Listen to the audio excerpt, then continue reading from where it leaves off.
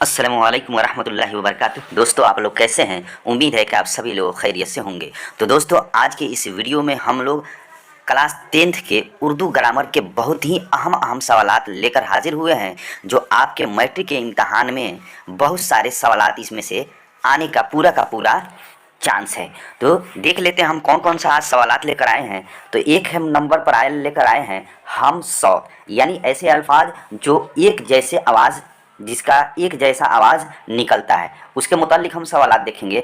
उसके अलावा साबका और लाहका, यानी कुछ लफ्ज़ ऐसे हैं जो दो लफ्ज़ मिल करके एक लफ्ज़ होते हैं, तो उनमें से कौन सा लफ्ज़ साबका होगा और कौन सा लफ्ज़ लाहका होगा, इसके भी सवालात देखेंगे। उसके अलावा आगे चलेंगे तो आगे देखेंगे अल्फाज और माना, यानी हमारे मैट्रिक के इम्तहान में अल्फाज और माना से भी सवाल आता है।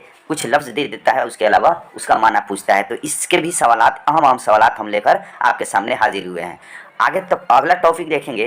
अगला टॉपिक है इल्म हिज्जा, यानी इल्म हिज्जा किसको कहते हैं, इल्म हिज्जा के अंदर कौन कौन सी चीज़ें बयान की जाती है, उसके बारे में, उसके ऊपर हम लोग सवालात एक से एक बढ़िया तरीके से सवालात देखेंगे। आगे देखेंगे, इसके अलावा आगे देखेंगे जो हमारे लिए बहुत ज़रूरी है मुहावरात, यानी मुहावरा जो कहानी होता है, जो कहावत होता है, जो हम लोग आम तौर पर कोई कहावत बात करते समय बोल देते हैं, उस कहावत का माना क्या होगा, मतलब क्या होगा, उसके ऊपर भी सवालात देखेंगे। अगला चैप्टर देख लें, बस यही जो है 5-6 चैप्टर जो हैं उसके ऊपर आज हम लोग अच्छे तरीके से क्या है उसके सवालात को देखेंगे, जो आपके इम्तहान के लिए बहुत ज़रूरी है। इसमें से ज़्यादातर सवालात आपके इम्तहान में, मैट्रिक के इम्तहान में आना ज़रूरी है। हर हाल में मैट्रिक के इम्तहान में इनमें से सवालात आपको देखने को ज़रूर मिलेंगे। तो चलिए जल्दी से इस वीडियो को बिना देर किए हुए शुरू करते हैं। तो देखिए, हमारा सवाल है हम सौत, यानी हम सौत के मतलब ऐसे चंद अल्फाज जिन तमाम अल्फाज की आवाज़ एक जैसी हो, लफ्ज़ अलग अलग हो, लेकिन जब बोलेंगे उसको तो बोलने के वक्त में सभी अल्फाज की आवाज़ एक जैसी निकले, उसको कहते हैं हम सौत। इसका दूसरा नाम है मुतशाबह। क्या नाम है? मुतशाबह। इसको दूसरा नाम भी इसका कहते हैं मुतशाबह। तो हम सौत कहिए या मुतशाबह कहिए, यानी एक जैसी आवाज़ निकलने वाले अल्फाज। तो उसके ऊपर हम लोग सवाल देखेंगे। तो देखिए, सवाल है शेर का हम सौत लफ्ज़ क्या होगा, यानी शेर एक लफ्ज़ है, इसके जैसी आवाज़ निकलने वाला कौन सा दूसरा लफ्ज़ है जो दोनों का आवाज़ एक जैसा हो। तो ए शेर, बी शोरा, सी शायर, डी शायरी। तो हमारा सही जवाब क्या होगा? हमारा सही जवाब होगा ए, यानी शेर। तो ये है शेर, सीन ये रे, और ये जो हमारा सही जो है ये इसका आंसर ये है शीन ऐन रे। तो शेर, ऊपर वाला क्वेश्चन में जो शेर दिया है उसके मतलब होता है वो जो जानवर, चीर फाड़ करने वाला जानवर, जो जंगल का बादशाह जिसको बोलते हैं वो जानवर। आई शीन ऐन रे, इसका मतलब होता है शेरो शायरी, यानी गज़ल, शेरो शायरी जो शायर लोग करते हैं, तो उसको कहते हैं शेर। तो दोनों लफ्ज़ अलग अलग है, लेकिन दोनों की आवाज़ बिल्कुल एक जैसी निकल रही है, इसीलिए इसको हम सौत कहेंगे। अगला सवाल देखते हैं, आम का हम सौत लफ्ज़ क्या होगा? ए आन, बी आम, सी आज, डी आग। तो हमारा सही जवाब होगा बी, यानी आइन से जो आम लिखा है ये अलिफ से आम का हम सौत अल्फाज है। अगला सवाल देखते हैं। अगला सवालात में है अर्ज का हम सौत क्या होगा? ए अर्श, बी अराजी, सी अर्ज, डी अब्द। तो हमारा सही जवाब होगा सी, यानी अर्ज के अलिफ वाला जो अर्ज है ये ऐन वाला अर्ज के हम शक्ल है, हम मुशाबा है, एक जैसी आवाज़ है। अगला सवाल है ज़ैल में इसमें सौत कौन है? ए ढक्कन, बी काँव काँव, सी कलम, डी चाकू। तो हमारा सही जवाब होगा बी, यानी ये एक लफ्ज़ है काँव, फिर दूसरा लफ्ज़ है काँव, तो दोनों लफ्ज़ का एक जैसी आवाज़ निकल रही है, इसलिए इसको क्या है हम सौत अल्फाज कहेंगे। अर्ज का हम सौत लफ्ज़ क्या होगा? ए अर्ज, बी फ़र्ज, सी कर्ज, डी गर्ज। तो हमारा सही जवाब होगा ए, यानी अर्ज जो है ये अर्ज अलिफ के साथ इसका हम सौत अल्फाज है। अगला सवाल देखते हैं। अब अगला सवाल साबका से देखते हैं। साबका कहते हैं जो ज़ायद लफ्ज़ हो और वो किसी असल लफ्ज़ के शुरू में मिला हो, उसको साबका कहेंगे। और लाहिका कहते हैं ऐसे ज़ायद अल्फाज जो असल लफ्ज़ के बाद में मिला हो, उसको कहेंगे लाहिका।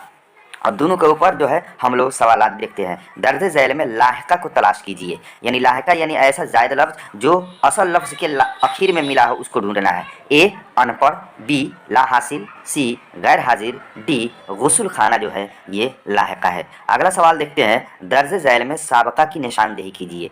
ए ईदगाह, बी बाकायदा, सी कब्रिस्तान, डी दर्सगाह। तो हमारा सही जवाब होगा बी यानी बाकायदा जो है ये साबका है, इसलिए कि ये बा जो है ये जायद लफ्ज़ है और कायदा जो है ये असल लफ्ज़ है, तो असल लफ्ज़ से पहले बा मिला है इसलिए ये साबका हो जाएगा। और ये गुस्ल खाना था, तो गुस्ल खाना में गुस्ल असल लफ्ज़ है और खाना जो है जायद लफ्ज़ है, तो ये असल लफ्ज़ के बाद में जायद लफ्ज़ मिला इसलिए ये लाहिका हो गया, और बाकायदा में बा पहले मिला है तो ये साबका की मिसाल हो गई। अगला सवाल देखते हैं। अगला सवाल है, झैल में से लाहिका को तलाश कीजिए। ए बेवकूफ़, बी बदमाश, सी अक्लमंद, डी बेशक। तो हमारा सही जवाब होगा सी यानी अक्लमंद जो है ये लाहिका की मिसाल है। दर्ज झैल में साबका की निशानदेही कीजिए। ए पनघट, बी अत्रदान, सी दर्दनाक, डी अक्लमंद। तो हमारा सही जवाब होगा ए यानी पनघट जो है ये हमारा साबका की मिसाल हो जाएगी। दर्ज झैल में साबका तलाश करें। ए अक्लमंद, बी ईदगाह, सी ला हासिल, डी कब्रिस्तान। तो हमारा सही जवाब होगा सी यानी ला हासिल जो है ये साबका की मिसाल है। अगला सवाल देखते हैं। अब अगले सवाल में हम लोग कुछ अल्फाज देखेंगे और उस अल्फाज के माना भी तलाश करेंगे, तो इसके ऊपर हम लोग अच्छे सवालात लेकर हाजिर हुए हैं। तो देखिए, लफ्ज़ फौलाद के सही माना क्या है, यानी फौलाद का माना क्या है। ए लोहा, बी प्लास्टिक, सी हीरा, डी इनमें से कोई नहीं। तो हमारा सही जवाब होगा ए यानी लोहा, कि फौलाद का माना होता है लोहा। तो ये लफ्ज़ फौलाद ये हमको 100 में 100% यकीनी है कि फौलाद का माना आपसे पूछेगा ही पूछेगा, इसलिए इसको याद रखिएगा अच्छे तरीके से। लफ्ज़ उरूज का सही माना क्या है। ए जवाल, बी तरक्की, सी ख्याल, डी इनमें से कोई नहीं। तो हमारा सही जवाब होगा बी यानी तरक्की उरूज का माना है। ये भी क्या है, यकीनी तौर पर ये लफ्ज़ भी उरूज वाला लफ्ज़ भी आपको सवालात में देखने को ज़रूर मिलेगा। संग के क्या माना है। ए शीशा, बी पत्थर, सी पानी, डी मिट्टी। तो हमारा सही जवाब होगा बी यानी पत्थर। संग का माना पत्थर होता है। नासिह का मतलब होता है ए मारने वाला, बी गीबत करने वाला, सी नसीहत करने वाला, डी दीनदार। तो हमारा सही जवाब होगा सी यानी नसीहत करने वाला, ये नासिह का माना होता है।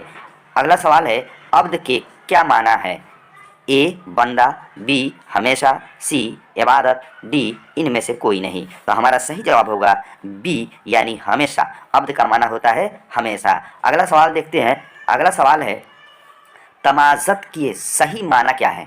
ए सर्दी, बी नरमी, सी गर्मी, डी ज़मीनी। तो हमारा सही जवाब होगा सी यानी गर्मी जो है ये तमाज़त का माना होता है। मादह परस्ती से आप क्या समझते हैं। ए दौलत की हवस, बी दुनियावी ऐशो इशरत से मोहब्बत, सी ए और बी दोनों, डी जायज़ ख्वाहिशात की तकमील के लिए दौलत हासिल करना। तो हमारा सही जवाब होगा सी यानी ए और बी दोनों, यानी ए में दौलत की हवस और बी में है दुनियावी ऐशो इशरत से मोहब्बत। तो मादा परस्ती का दोनों माना होता है, एक माना होता है दौलत की हवस और दूसरा माना होता है दुनियावी ऐशो इशरत से मोहब्बत। तो जब दोनों सही है, ए और बी दोनों हमारा आंसर सही है, तो हमारा सी में ए और बी दोनों ऑप्शन दिया है, इसलिए हमारा सी सही होगा।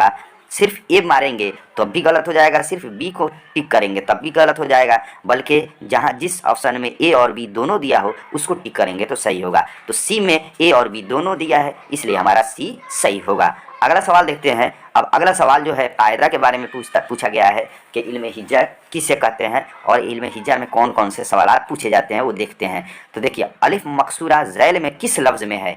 ए आम, बी आज, सी आदम, डी अदब। एक अलिफ मकसूरा होता है और एक होता है अलिफ ममदूदा, ठीक है, एक अलिफ ममदूदा होता है। तो ममदूदा में अलिफ के ऊपर मद होता है और अलिफ मकसूरा में बिना मद का होता है। तो हमारा सही जवाब होगा डी यानी अदब। ठीक, झैल में उस लफ्ज़ की निशानदेही कीजिए जिसमें नून गुन्ना है। ए दरबान, बी जंग, सी सामान, डी नदी। तो हमारा सही जवाब होगा बी यानी जंग जो है ये नून गुन्ना की मिसाल है। अगला सवाल देखते हैं। अगला सवाल है वह इल्म जिसमें हुरूफ तहज्जी के मुताल्लिक मालूमात फराहम कराई जाती है उसे क्या कहते हैं? ए इल्म हिजा, बी इल्म सर, सी इल्म नौ, डी उरूज। तो हमारा सही जवाब होगा ए यानी इल्म हिजा के अंदर हुरूफ तहज्जी जिसको हम लोग अलिफ से या तक को हुरूफ तहज्जी बोलते हैं उन्हीं हुरूफ के बारे में इल्म हिजा के अंदर बयान होती है और बताई जाती है, इसलिए उसको इल्म हिजा कहेंगे। वाउ मादूला ज़ैल के किस लफ्ज़ में है?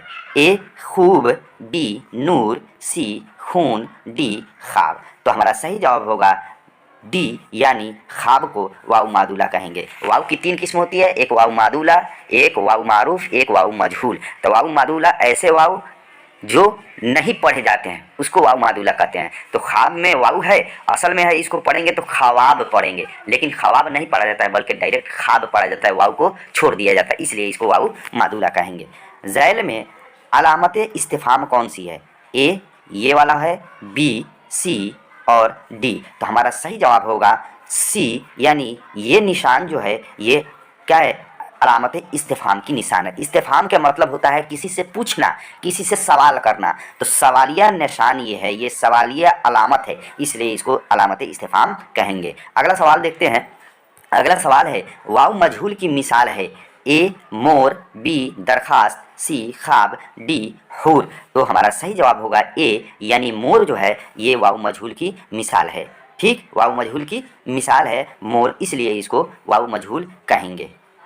अगला सवाल है एराब किसे कहते हैं? ए ज़बर को, बी ज़ेर को, सी पेश को, डी ज़बर ज़ेर और पेश को। तो हमारा सही जवाब होगा डी यानी ज़बर ज़ेर और पेश तीनों को एराब बोला जाता है। अगला सवाल है सकता का मतलब है?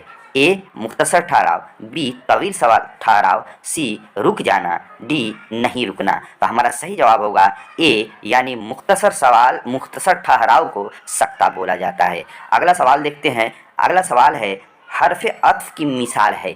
ए और, बी का, सी के, डी की। तो हमारा सही जवाब होगा ए यानी और जो है ये हुरूफ अत्फ की मिसाल है। ये का, के, की ये सब अलामत इजाफत हैं, हुरूफ अत्फ नहीं है, हुरूफ अत्फ सिर्फ और सिर्फ और है। ठीक, अब देखते हैं मुहावरा के बारे में। मुहावरात जो कहावत जिसको हम लोग कहते हैं आम भाषा में बोलने के वक्त हम लोग एक कहावत पेश कर देते हैं, कहावत बोल देते हैं शॉर्टकट में, ताकि उसमें बात करने में और हमारे जो मुंह से अल्फाज निकलते हैं उसमें खूबसूरती पैदा होती है, इसलिए इसको इस्तेमाल किया जाता है। अब देखते हैं इसके ऊपर सवाल। अंधेरे घर का दिया से क्या मुराद है? ए माँ, बी बाप, सी औलाद, डी भाई। तो हमारा सही जवाब होगा सी यानी औलाद, कि अंधेरे घर का दिया का मतलब होता है औलाद। ठीक, अगला सवाल देखते हैं।